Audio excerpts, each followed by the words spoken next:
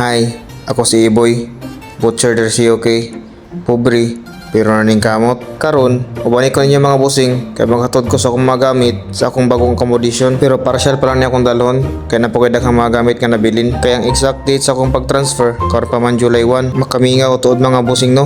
Kaya ako nalay isa dre sa akong accommodation karon. Yang medyo layo-layo pa jud sa akong trabahoan. Kailangan pa na akong ubaktas mga 30 to 35 minutes. Pero sige ra mga busing, punal ra ta ani. Madali ako ang room mga busing. Gamay ra, pero sakto na. Hindi na ta mag-inarte mga busing. Ang ato nga makasave ta. Ana kanindot lang ani, kaya ako ra isa. Privacy ba?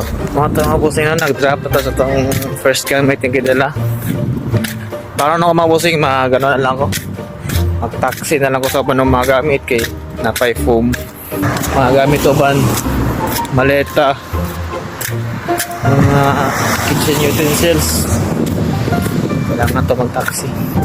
Dala na ako gamit karon para view na ko ang one ba. Kasi kailangan pa na akong dalhon. Importante dito. Kung sa mga kulang, more dito. So, mga mga bossing. Yung adlaw. Peace out.